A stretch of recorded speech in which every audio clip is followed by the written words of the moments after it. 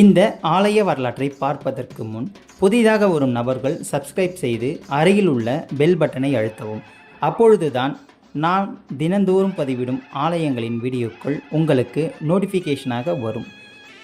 பிடித்திருந்தால் லைக் பண்ணவும் மற்றும் ஷேர் செய்யவும். வாருங்கள் இந்த ஆலயத்தின் மகிமையை பார்க்கலாம். தெய்வங்களை உணரும் ஆன்மீக பயணத்தில் இன்று நாம் தரிசிக்கப் போகும் ஆலயம் புற்று மண்ணால் உருவான அன்னை புன்னைநல்லூர் மாரியம்மன் திருக்கோவில். இந்த ஆலயம் தஞ்சாவூர் திருவாரூர் சாலையில் தஞ்சாவூரிலிருந்து 7 கிலோமீட்டர் தொலைவில் உள்ள புன்னைநல்லூர் என்ற ஊரில் அருள்பாலிக்கிறார் அன்னை புன்னைநல்லூர் மாரியம்மன். 1680ஆம் ஆண்டு தஞ்சையை ஆண்ட வெங்கோஜி மன்னர் சமயபுரம் வந்து அங்கு அருள் புரியும் மாரியம்மனை தரிசித்து விட்டு அன்று இரவு அங்கு தங்கினார். அயர்ந்து அவர் உறங்கிக் கொண்டிருந்த போது அவர் கனவில் அன்னை தோன்றினாள். தஞ்சையிலிருந்து 7 கிலோமீட்டர் தொலைவில் உள்ள புன்னை மர காற்றில் புற்று உருவாய் தான் அருள்பாலிப்பதாகவும் அங்கு வந்து தன்னை தரிசிக்கும்படியும் கூறி அன்னை மறைந்தாள். மறுநாள் தஞ்சை திரும்பிய மன்னர் தான் கனவில் கண்ட இடத்தை தேடி புறப்பட்டார். அங்குள்ள புன்னைவன காட்டில் எழுந்தருளி இருந்த புற்று அம்மனை கண்டுபிடித்தார். ஒரு கூரை கொட்டகை அமைத்து அம்மனை மக்கள் வழிபாடு செய்ய ஏற்பாடு செய்தார் அந்த மன்னர். அந்த இடத்திற்கு புன்னைநல்லூர் என்று பெயர் வைத்தார். ஒரு சமயம் வெங்கோஜி மன்னருக்கு பின் அவரது மகன் துளஜராஜா பட்டத்திற்கு வந்தார். அவருடைய மகளுக்கு அம்மை நோய் கண்டது. என்ன வைத்தியம் பார்த்தும் நோயின் கடுமை குறையவில்லை. அந்த சிறுமியின் பார்வையும் அந்த நோயால் பறிபோனது. மன்னர் மனம் வருந்தினார், வேதனைப்பட்டார், செய்வது அறியாது திகைத்து நின்றார். அன்று அவர் கனவில் ஒரு சிறுமி வந்தால், உன் மகளுடன் என் சன்னதிக்கு வா என்று கூறினாள் அந்த சிறுமி. மன்னருக்கு புரிந்தது, கனவில் வந்த சிறுமி வேறு யாரும் இல்லை, அந்த புன்னைநல்லூர் மாரியம்மன் தான் என உணர்ந்தார். மறுநாள் தன் மகளுடன் அன்னையின் சன்னதிக்கு போய் நின்றாள். தீபம் ஏற்றி வழிபட்டார். கண்களில் கண்ணீர் வழிய மனமுருகி அன்னையிடம் மன்றாடினார். அப்பொழுது மின்னலாய் ஒரு ஒளி அவரை கடந்து அவரது மகளை அடைந்தது. மகள் பார்வையை மீண்டும் பெற்றார். அன்னையின் கருணையை கண்டு மனம் செழித்தார் மன்னர். அதே இடத்தில் சுற்று சுவர்களுடன் அன்னைக்கு ஒரு ஆலயம் கட்டினார். ஆலயத்தினுடைய அமைப்பு. புற்று உருவில் இருந்த அன்னைக்கு உருவம் கொடுக்க விரும்பினார் மன்னர். ஞானி சதாசிவ பிரம்மேந்திரரின் உதவியுடன் அம்மனுக்கு வடிவம் அமைத்து சக்கர பிரதிஷ்டையும் செய்தார். மூலஸ்தான அம்மன் புற்று மண்ணால் உருவானதால் மூலஸ்தான அம்பாளுக்கு அபிஷேகம் செய்யப்படுவதில்லை. மாறாக உற்சவ அம்மனுக்குத்தான் அபிஷேகம் தினந்தோறும் நடைபெறுகிறது.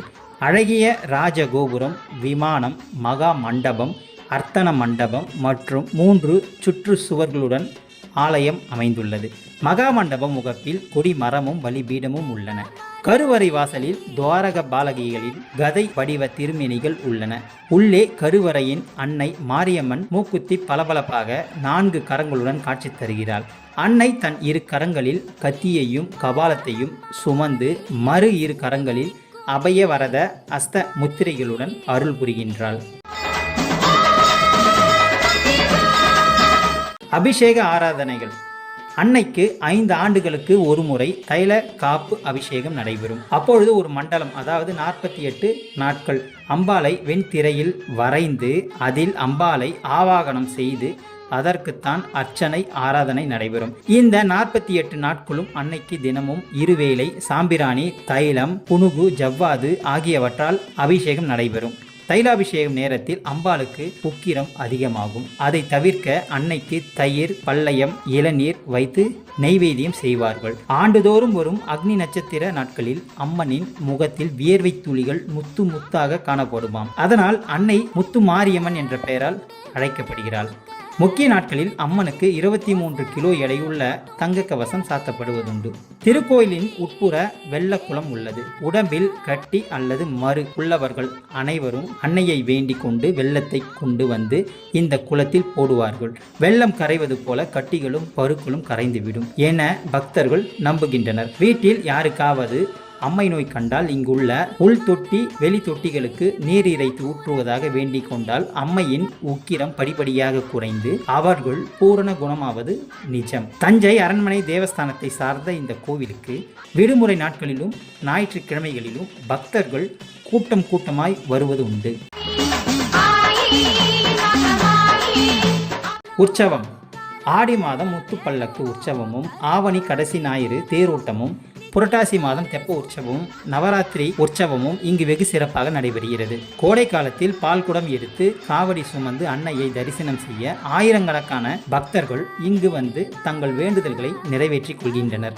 சுமார் 500 ஆண்டுகளுக்கு முற்பட்டதாக கருதப்படும் இந்த ஆலயத்தின் திருச்சுவற்றில் விநாயகர், முருகன், காத்தவராயன், மதுரை வீரன், பேச்சியம்மன், ஐயனார் ஆகியோர் அருள்பாலிக்கின்றனர். இந்த ஆலயம் காலை 5 மணி முதல் இரவு 9 மணி வரையிலும் திறந்திருக்கும். தஞ்சையிலிருந்து இந்த ஆலயம் செல்ல நிறைய பேருந்து வசதிகள் உண்டு. வேண்டியவர்களுக்கு வேண்டுதலை அருளும் புன்னைநல்லூர் மாரியம்மனை நாமும் ஒரு முறை தரிசித்து பயன்பெறுவோம்.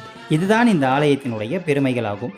இந்த ஆலயத்தின் வரலாறு உங்களுக்கு பிடிக்கும் என்று நான் நம்புகிறேன்.